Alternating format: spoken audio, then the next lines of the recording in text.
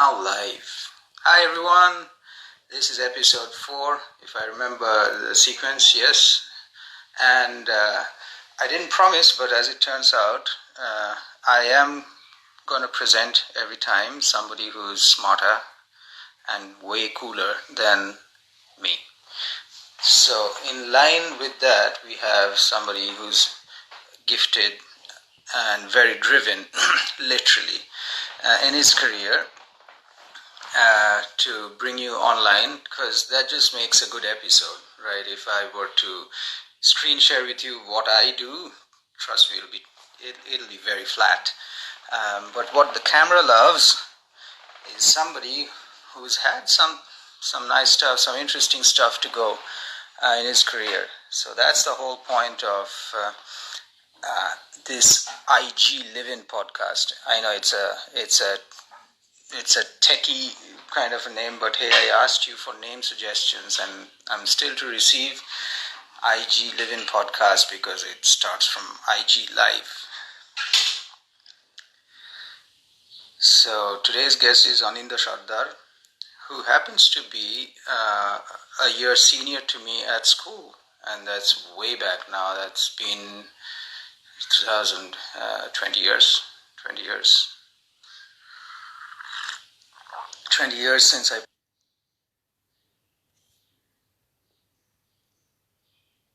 try out which corner of your house actually gets connected. So I'm actually here by trial and error. I've done this a few times from a couple of other corners, and this seems to be the best corner, with the additional advantage that this also gives me the best backdrop.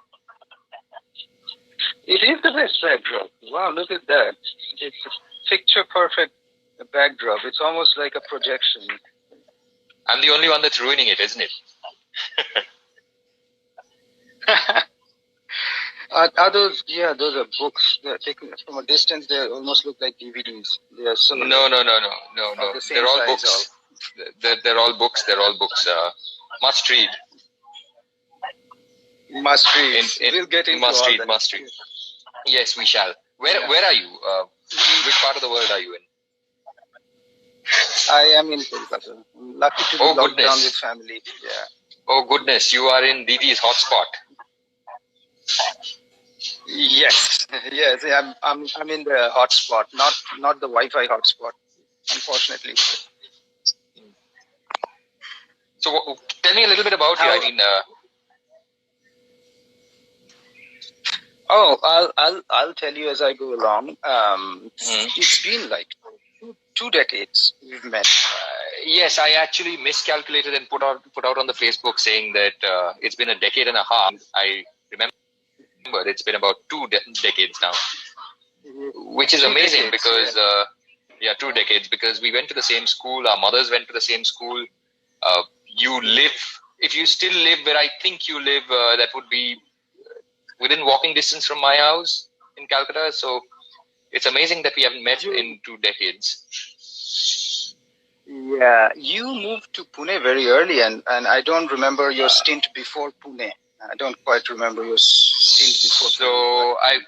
So I went to college in Kolkata. It was that was presidency, and then I moved to Pune in I think about 2003.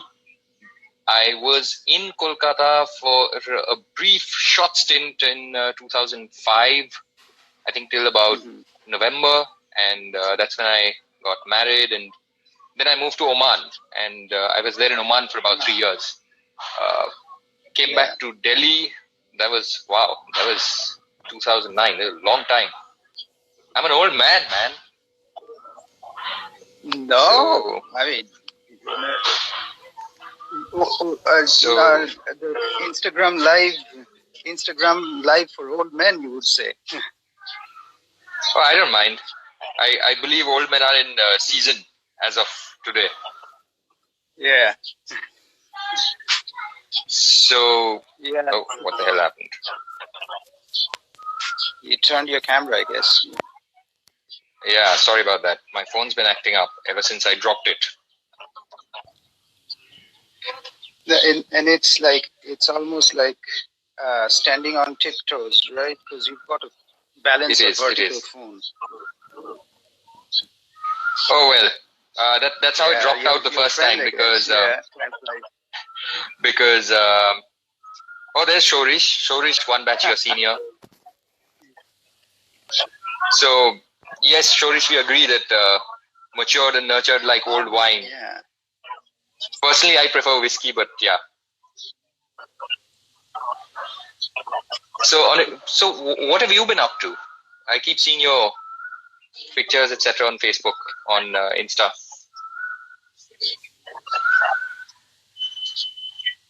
I'm just waiting. The audio seems to be choppy. Yeah. Yeah, keep speaking. Oh yeah, this I just started at the spur of, because in my mind I had this for a long time, but then also, the other part of my mind kept telling me that I'm not good at lengthy conversations. I might be just good at tweet or something, conversations of that length. So I had to get it out of my mind, and only way of doing it is to start off with friends. And how interesting is it to do it with friends of the industry? I mean, hardly. So I had to reach out to interesting people, you being one of them, because thank you. The reason why I say we started on the same swim lane but ended on different sides of the swimming pool. So that's the funny part.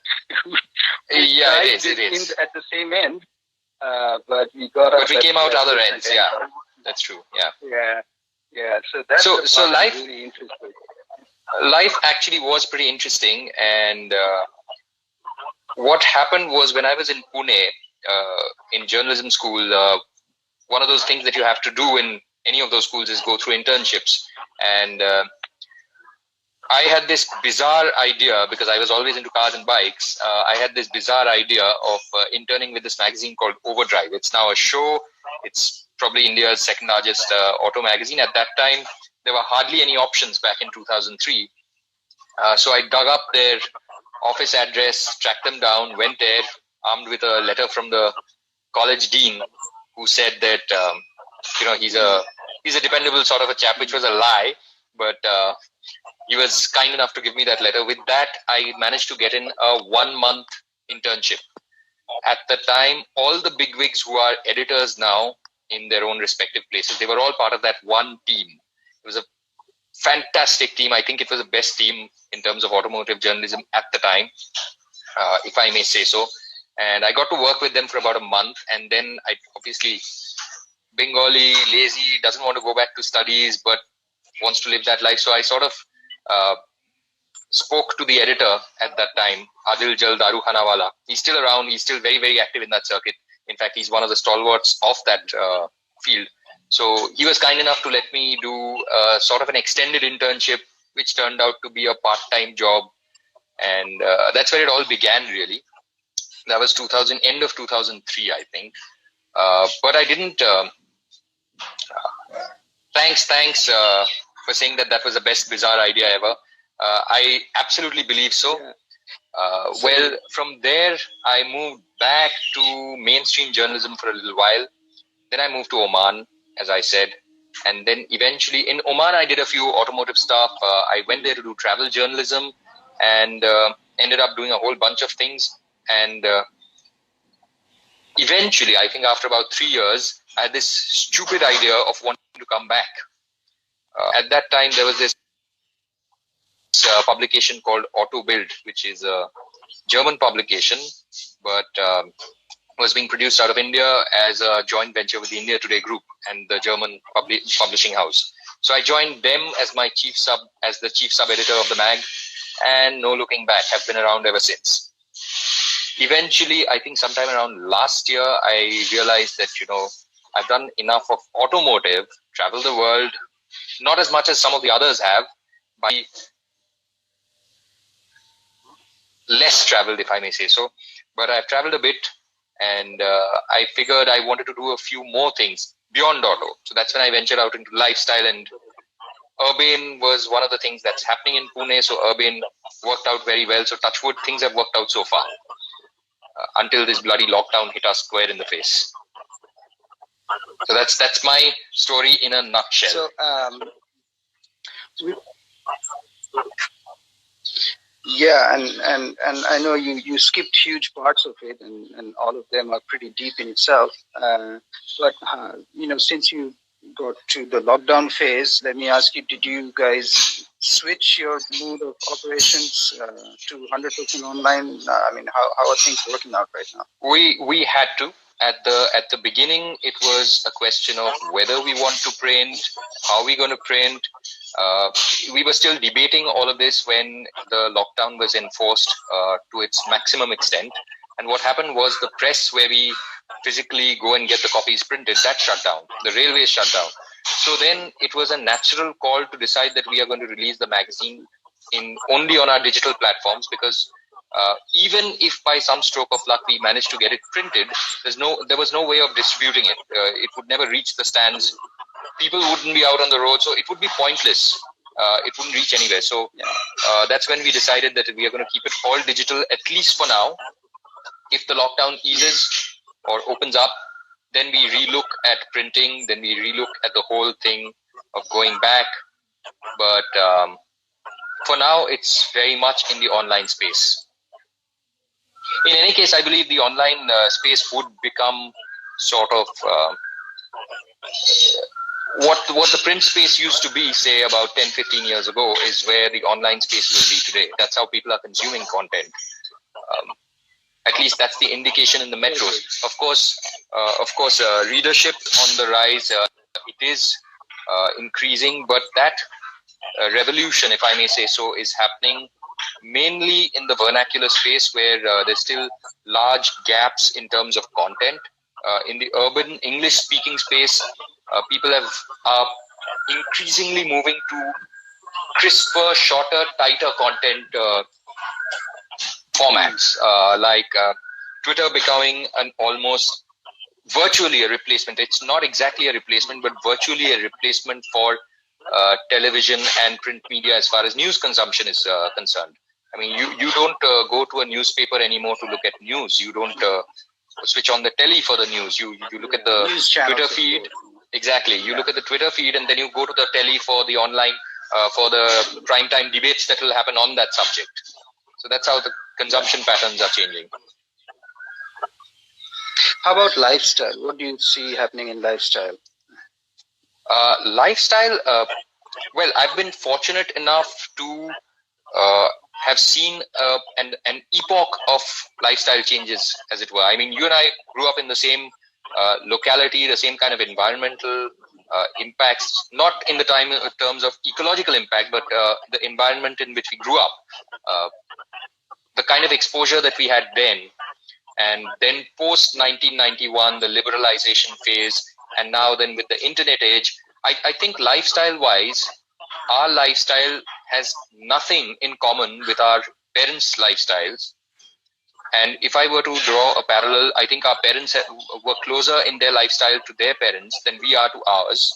And the next generation, our children, will be way, way, way ahead of us in terms of lifestyle, in terms of exposure, content consumption, everything. They're smarter, they are savvier, they deal with gadgets on instinct.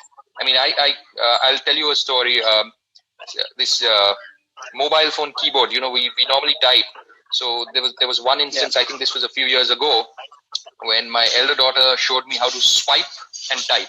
I had no clue how to do that. And so it's actually become a case where our lifestyles are somewhat being influenced by the lifestyles of our youngsters, which wasn't so much the case back then. Yeah. In fact, this lockdown has forced us to take a pause and rethink on some of the structures, like education systems, for example.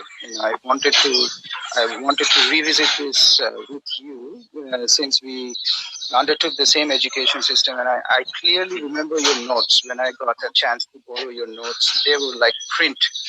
I mean, they were. You borrowed my notes. Print. I clearly remember. Yep. What on earth did you do with them? They were useless notes. They never helped me. I guess, yeah. I guess, they set a high standard, if nothing else. Yeah.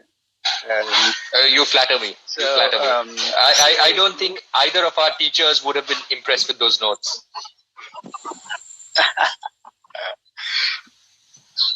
No, they were quite they were quite wanted at those times whenever I got.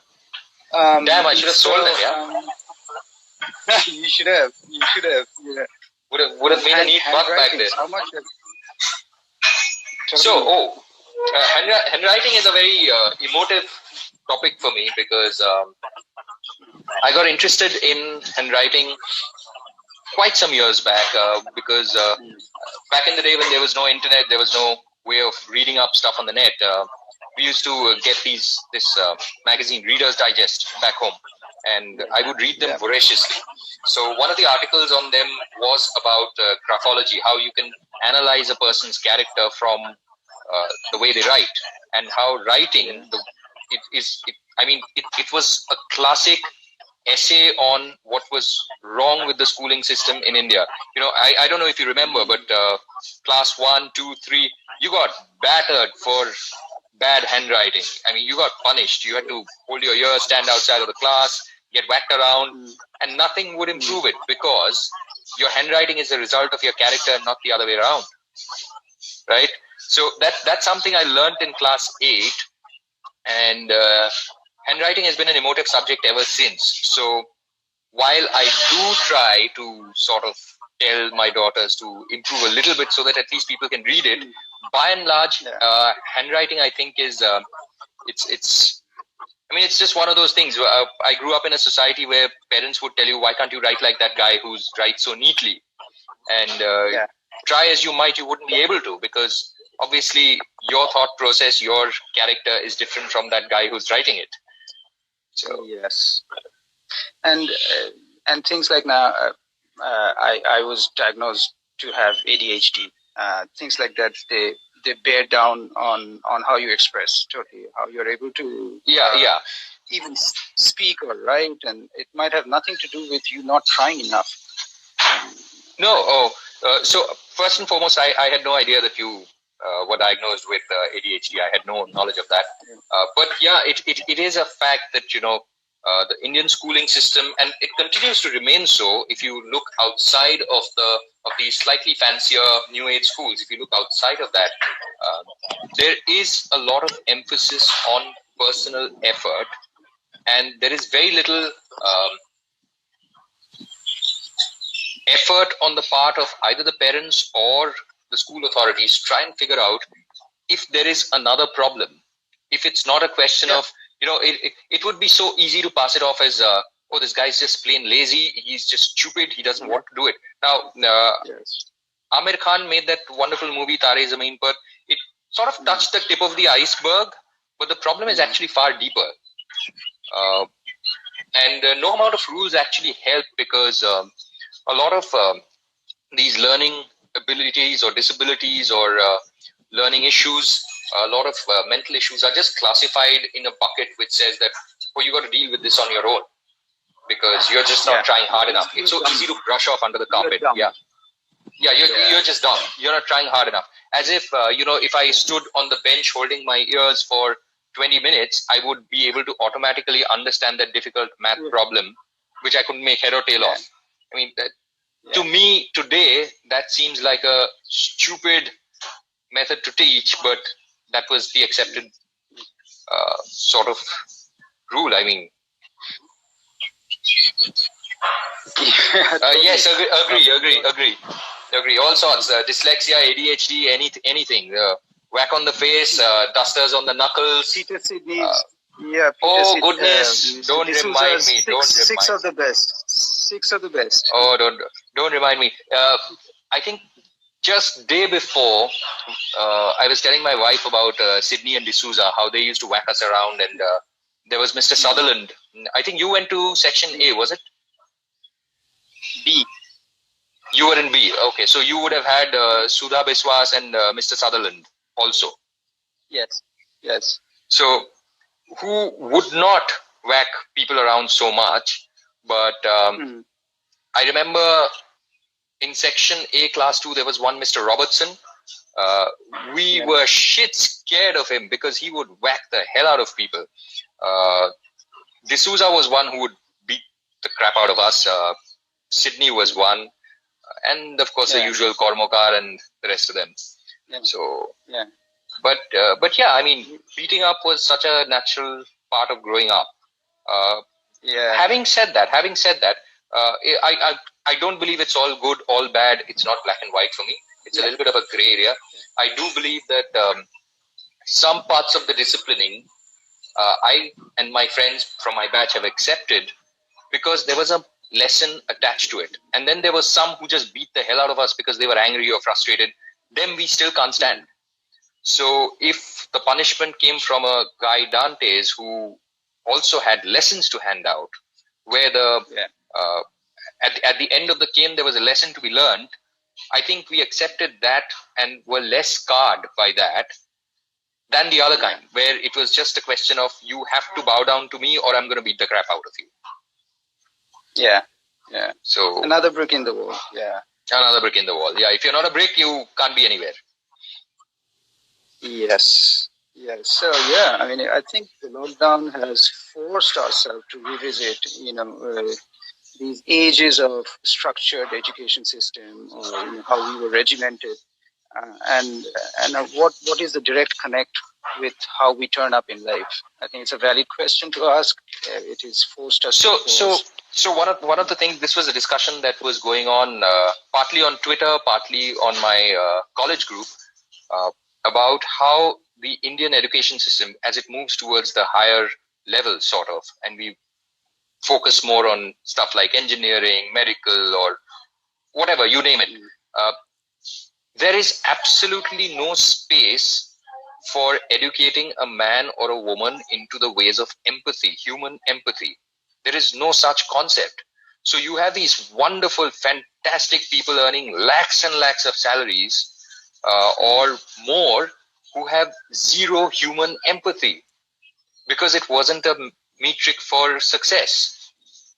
So you have people who are donating to a prime minister's fund but won't pay the salaries of their cooks. I mean, what kind of a society are we breeding? It's just bizarre, isn't it? Yeah, totally. Yeah, I mean, something that would look good on social media maybe, and then you have your lens or you have a farsightedness, but you can't see what's in your immediate vicinity or the area of your influence. You're chasing behind maybe number of followers, which is a total disconnect. And then because essentially, sorry, you were saying. Yeah, go ahead. No, go ahead. So I was saying that it eventually becomes yet another success metric. I mean, it's almost like passing an exam. Did I pass the exam? Oh, yes, I did because I contributed X, Y, Z. But I do not need to pay the cook because who the hell is going to ask me anyway? You can't go to a wine and cheese party and say that, I paid my cook her full salary, and that becomes a clapping point. Whereas if you say that, I've given a lakh or two to the PM's fund, somebody might say, oh, wow, bravo, what a lovely job. So everything becomes a success measure. And that, I think, is the failure of our society, ironically enough.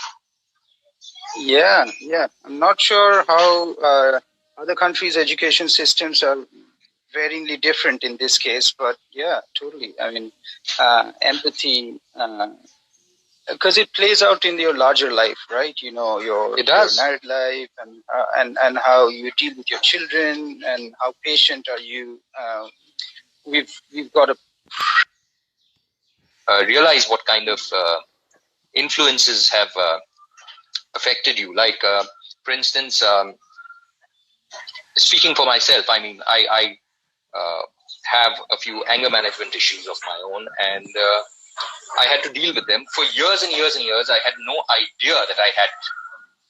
And when it was finally diagnosed and I went and spoke to someone about it who knew about such matters, I realized that influences which have taken place in my life when I was maybe 10, 8, 9, those are what have shaped me when I'm nearing 40.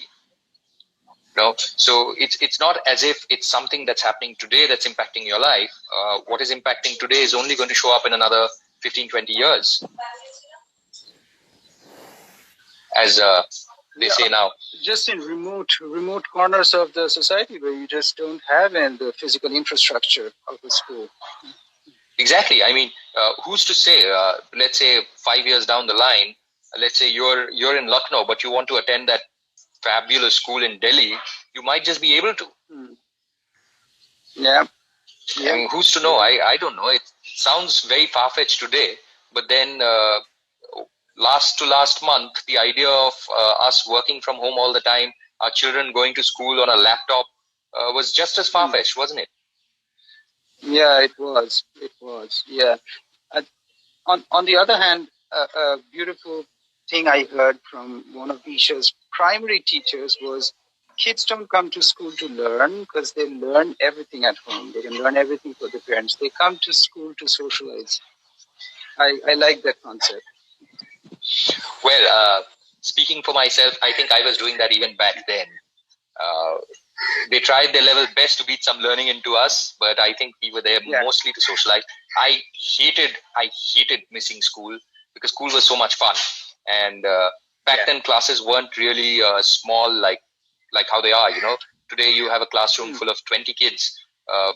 In my day, your day, classrooms would be 65, 66, sometimes 70 people. My own roll number used to be hover around 42, 44.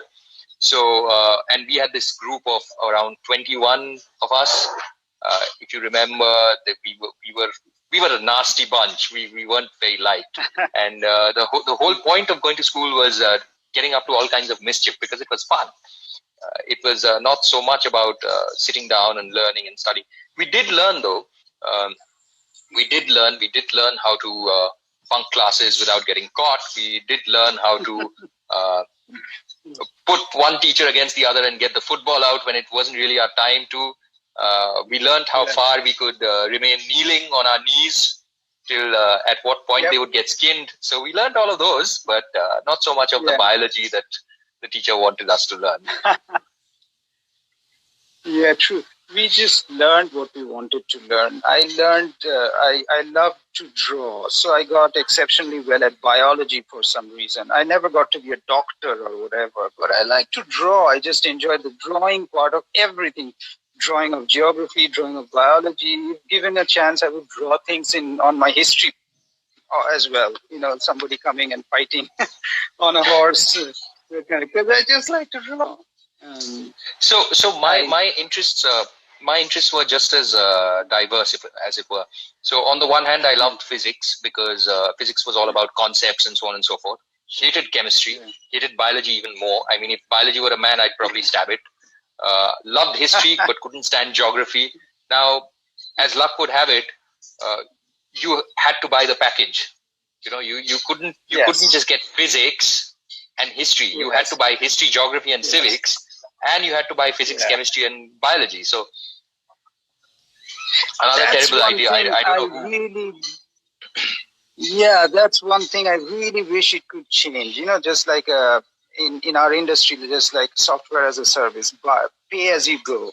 Just take the modules that you like to delve in, so we can start inculcating our hobbies, our likes way earlier. So if you like things like, if you want to be a blogger, I'm just giving you a rough example, or a photographer, start playing around with those subjects way earlier and not having to deal with civics and other stuff.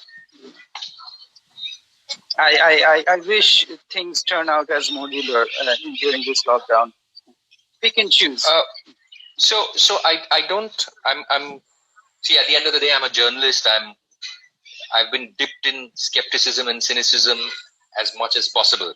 So I don't think a lot of the lockdown changes are going to be lasting changes, but they have set precedents. And those precedents will become important as we go along, because somewhere down the line, these precedents of today will serve as proof that you can do it, even in a country like India. See, so far the longest excuse has been, it is not possible in a country like India. It is possible in a country like USA, UK, France, Europe, the developed nations. It is not possible in India. And yet here we are. Yeah. No, I didn't know that. What your friends say. I didn't know that. And So yes, Shorish completely agree I- that schools are completely changing. I mean, that they are indeed going through a paradigm shift. I just wish the shift wasn't so much in terms of the fee structure. I mean, it would have been really nice if they had retained some of the old fee structures, but yeah, a paradigm shift it is. Let me take a second and show you how beautiful it is, the Kolkata rains, okay? Yeah, sure. Look at this. This is from Wow. our house. It's raining. It's raining. It just rained about 5 minutes before we started this, and in fact, I was a little worried because there are these tin sheds which were flying around and creating quite a racket. So, but it just it was raining like just about 20 minutes ago as well. Yeah. Pune is beautiful when it rains. I really miss the Pune rains. Yeah, you were in Pune, weren't you? Every time I crossed you, you were sitting at a different car. I want to get to that part of our conversation. Sure. I want to get that. So, in my limited experience, I love that drive from Pune to Lavasa, especially the zipping up the hills that you have to do. And I am that kind of a driver where I'm ADHD, but if it's extremely chaotic outside, I can turn on an ultra focus inside. So I can drive with my windows turned down and a very crazy road outside, and I would drive up and down the Lavasa hills in raining cats and dogs. You literally can't see beyond your bonnet. It's that cloudy, but I'll be very calm, driving down and driving up, and my family going mad. They can't handle it. Yeah. So I've got ADHD's got a very ultra focused side of theirs as well. So I would say that I'm the exact opposite. I mean, I can drive with complete calmness in any sort of environment, but in a completely different way. My wife, my family says that I can't multitask to save my life. The only time when I can is when I'm driving. It's the only time when I can focus on multiple things without getting completely distracted from the main core task of driving. Driving is something I've absolutely loved. I learned, and this is not recommended. This is not something I'm recommending as a learning tool. Bring it on. I used to bribe my driver who used to get us to school. I used to give him money once a week to buy his chewing tobacco, pan, whatever the hell he wanted. Because the route from my house was we would get out from home. First, we would drop off my sister, and then I would be dropped. So, and my sister, like all elder sisters, in the best traditions of all elder sisters, was a tattler. So I wouldn't be able to get to the driver's seat until she got off. So I would wait. Then we would pass her school, go some distance, stop, and we would exchange places, and I would drive to school. Again, I would stop a little bit before school, in front of graduate stores, if you remember. And, which class? That is a crazy. SM Banerjee Road is nightmare. Whoa. So the buses came in from the left. Yes, the buses came in from the left. So I started when I was in tentative steps when I was in I think class 6 or maybe 7. 6 probably, towards the end of 6. Christ. So I could just about reach the pedals, and those weren't the days when we had fancy cars. So the car didn't have any power steering, nothing. It just had normal hydraulic brakes. So no stereo system. So you had the windows rolled down, and the car I learnt in was a very interesting car. It was my dad's Hillman Minx. We had a Hillman Minx, which was 1951 vintage. So it was not an easy thing to drive. I hated the family ambassadors, which was the rich man's car at the time. I hated those. I liked the Hillman. Super reliable Hillman, thing it was. Is it like a Landmaster? Was it? What is a Hillman? It was a sedan. It was similar to a Landmaster, but somewhat different. Visually, it was a little bit different, and it was absolutely lovely. It had the joy of freedom when I got behind the wheel, because that was the only time I could do that, right? And I think I got discovered about a couple of years later, and well, the usual thrashing followed. Eventually, people got around to the fact that, I didn't drive too bad. I hadn't killed anyone, hadn't run over anyone, hadn't pulled a Salman Khan on anyone then. So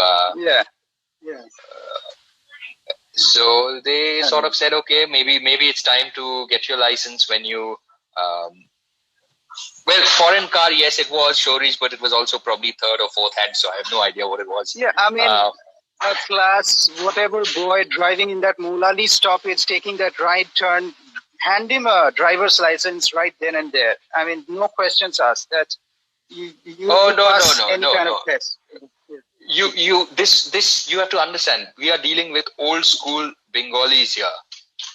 That is no guarantee of anything. Unless your father or your uncle says, yes, you can, you can't. It doesn't matter how many miles you've driven, how many thousands of miles you've driven. So, no, Anando, I wasn't good enough for professional racing, unfortunately. And they have to begin really early. And Kolkata is very handicapped. We are all three of us, we are Bengalis. We understand how the Bengali motherhood fraternity works. They ultra protective. They don't really want you going into anything that is dangerous. In fact, I actually wanted to pursue a career which is so far removed from what I do today. It's not even funny. I mean, I wanted to become, funny as it sounds today, I wanted to become a fighter pilot. From the time I think I was in class, prep actually. And the reason why I couldn't is because I got these wonderful jewels about a week or two before the NDA entrance exams, which sort of poured a bucket full of water on top of all the aspirations. So I always liked driving, but I never thought that would become the basis of my career. Yeah, it so totally has. And how did you pick up your superbike riding? That's another extreme. I mean, I haven't come across many folks from Bengali upbringing into superbiking. So there are one or two. There are one or two, to be honest. I am actually one of the lazy, slower riders. I don't like going very quickly. I love riding on a track for sure, but track riding is something that I would love to enjoy once in a while. I mean, I can't. I'm not the sort. There are people I know who would ride rings around me, to be very honest with you. Having said that, I have developed the ability to assess whether a product is good to buy or not buy, and communicate that to an audience, which I think was more critical, since my career is that of a journalist and less of a racer or a biker, so to speak. I love motorcycles. I learned riding a motorcycle. My dad used to own one, Rajdoot 175cc motorcycle back in the day. Even before that, he had mopeds, but I couldn't reach the ground from that. But I remember I used to steal the keys to that bike and ride around on North Calcutta roads on Saturdays and Sunday afternoons. Saturday used to be school for us. Thursdays used to be holidays. So Sunday afternoons was when I would ride around, steal the bike. I would actually push it out of the gate and then start the engine so that he wouldn't get to know. But as luck would happen, one time the exhaust of the bike fell off on the tram lines near Hatibagan crossing, and I rode back home without the exhaust racket. So had to go back and retrieve it with dad, and didn't turn out to be a very nice experience overall, because got royal walloping. But again, somewhere along the line, I think riding was always something I enjoyed. I've always enjoyed that sense of when you ride, two things happen. I love driving, I love riding. But two things happen. There's one major difference. One is when you're riding, you're actually part of the environment which you are riding in, as opposed to driving where you're cocooned and somewhat. Oh yes, I did. I announced my arrival, and it didn't have the intended consequence at all. So without a silencer, you can imagine. Yeah. So so driving is something that sort of isolates you from the environment. And because of the nature of motorcycling, when you're riding, you are practically free of all thought. When bikers talk about, this bikers' freedom and all that, it's usually a lot of esoteric nonsense. But the reality is that when you actually sit and ride a motorcycle, if you're in control of a motorcycle, you can't really think about anything else. You can't be thinking about, I'm going to sing my favorite song while I'm also riding a motorcycle around the twisties. You can't do that. It's sort of the activity itself forces you to focus, which means you are actually free of any kind of thought, positive, negative, neutral, anything. That sensation is effort. It happens on its own. You don't even have to put in effort. I mean, it's try riding a bicycle, trying to think of something. You won't be able to, but it's perfectly capable that you'll drive from point A to point B while you're also thinking of something else. So thanks.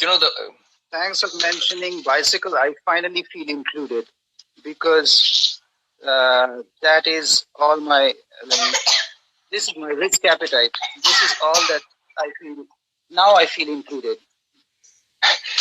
Okay. I don't even own a bicycle, to be honest. But I've seen your videos reviewing Aprilia and Ducati Panigale and all that sort of stuff. And you've ridden, I think, was it Apache review or Pulsar review? You've ridden for days and nights and all grime and dust and straight into the studio to give a review. So I've actually been very lucky. When I started off, none of these cars were available in the Indian market. Back in 2003, the people who are joining the profession today are far more blessed because they have access to these machines. For us, these machines used to be on our walls, on posters. There was a huge amount of halo around these kind of products. And you didn't get to touch one, to be honest with you. I remember the first time I ever saw a superbike with my own eyes. That was at the Overdrive office in Pune. I wasn't allowed to touch it. I was told that you look at it, but do not touch it. It used to belong to our road test editor, who had the money at that time to buy a superbike. And it was so rare. You wouldn't see another one for months on end. Now, every Saturday is a ride out for these superbikers in pretty much every city. It's become that common. So in that sense, I've been very lucky to have started off into this profession at a time when things opened up and gave me these kind of opportunities. I would also like to pass on a lot of credit to the people I have worked with, because it's not easy to pass on an opportunity like that to somebody else. A lot of these reviews that you've seen, a lot of the reviews that I've done in my life, I was assigned. I was told that, Aninda, go and do this review. There is this ride happening in Malaysia. Please go and attend it and write about it. So in that sense, opportunities came my way and I was very lucky. And I'm equally grateful to the people who gave those opportunities to me, people who taught me.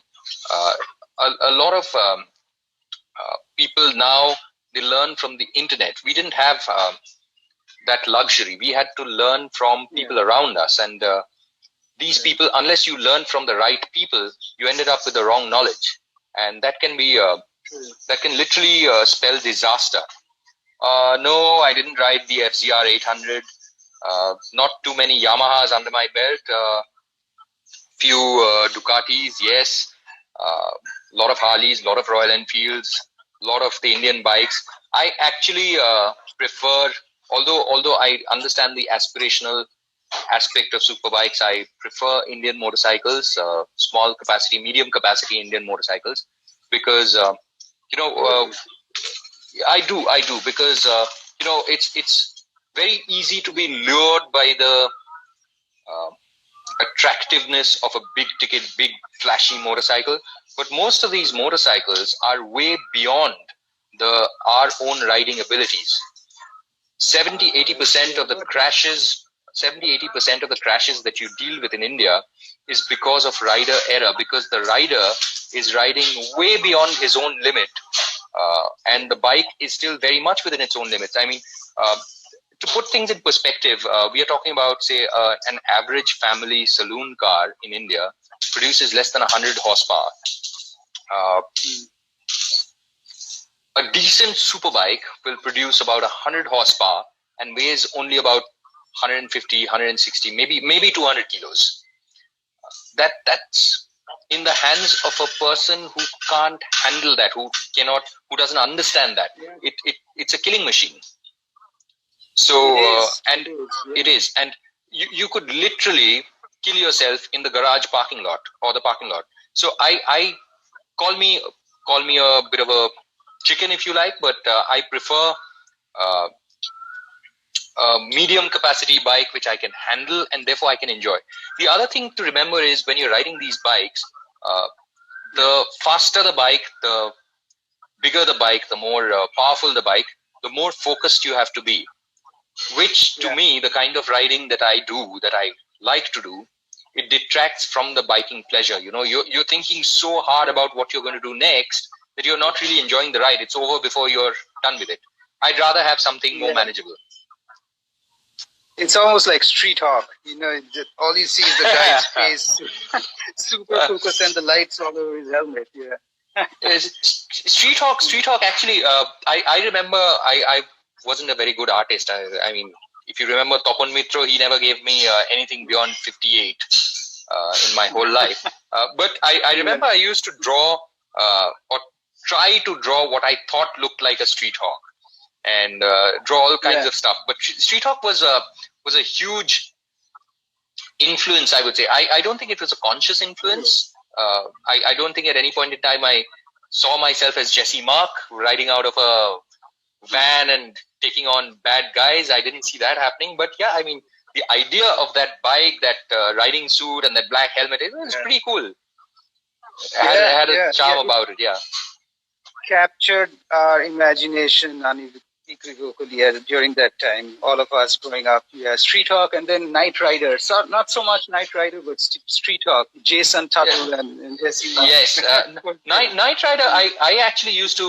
The first time I watched Knight Rider was actually on Bangladesh TV, because in those days you could get Bangladesh TV on your television. We didn't have any channel other than Doordarshan. And Bangladesh TV had these.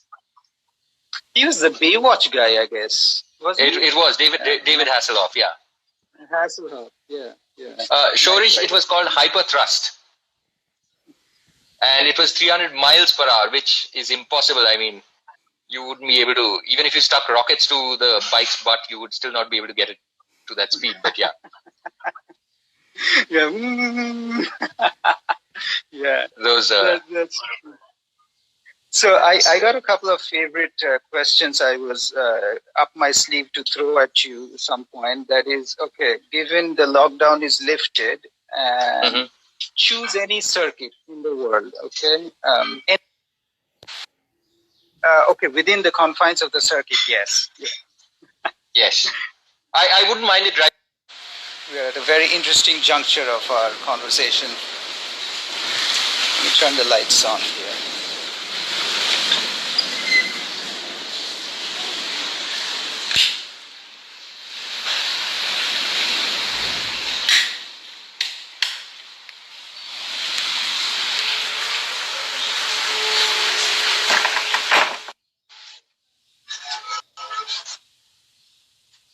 Waiting.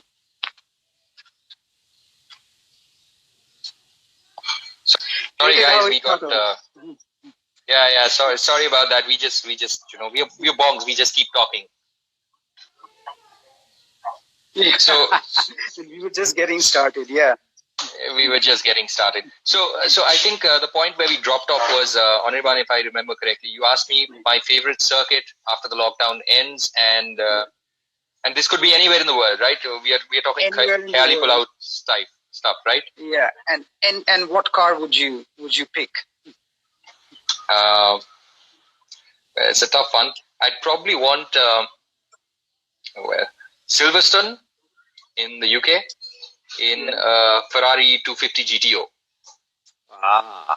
Would you be enjoying the drive, or okay, within the confines of the circuit? Yes.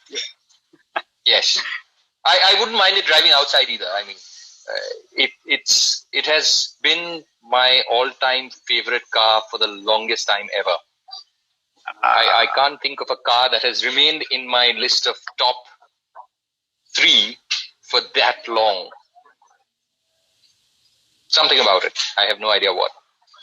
Yeah, some cars. Like my experience with a supercar on the outskirts of San Jose, in a 911, obviously in a passenger side, is almost like sitting on a cart and with your bum on the road and just being.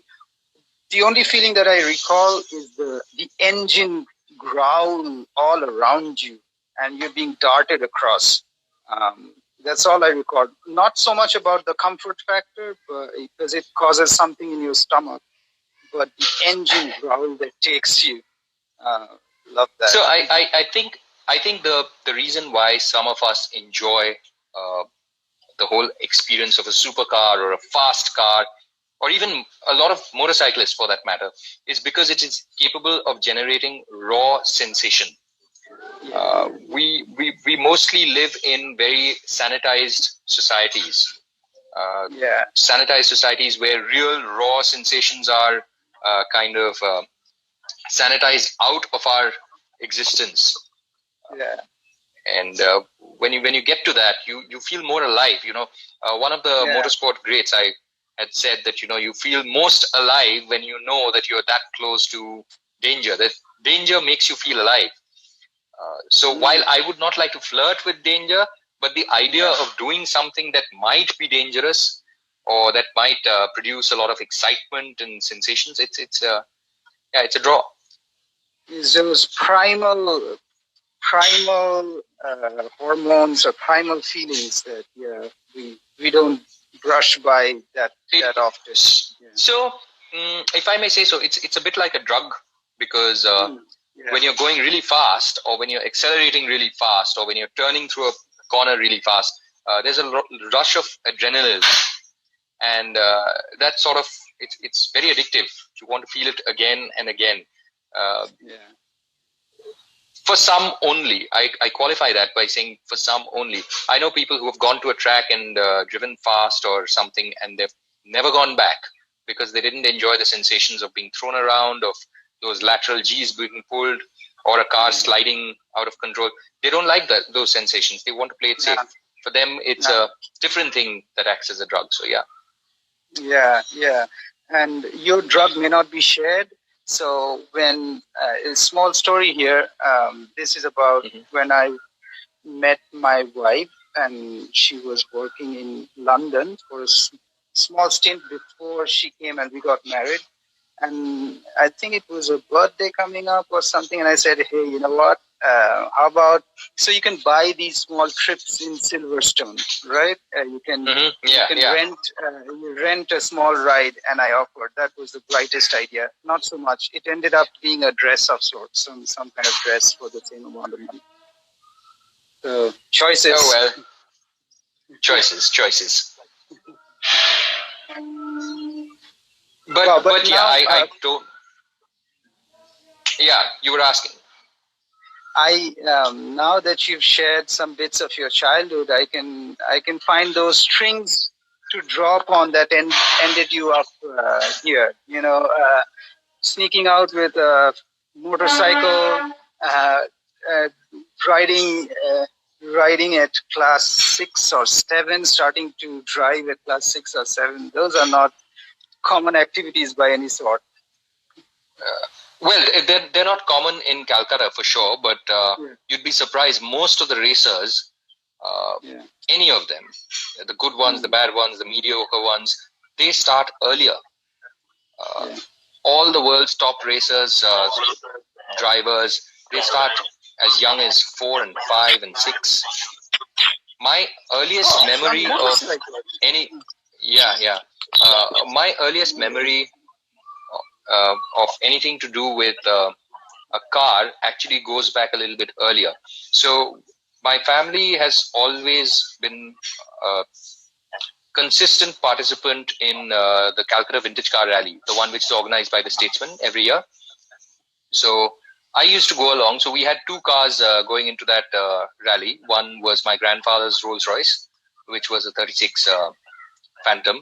And we also had an Austin 7. Now, to the 6-year-old or the 7-year-old, 5-year-old, me actually, it was always the Austin that stood out because it was an open-top tourer, whereas the other one, even though more majestic, stately and all of that, it wasn't exciting because it was a closed box essentially.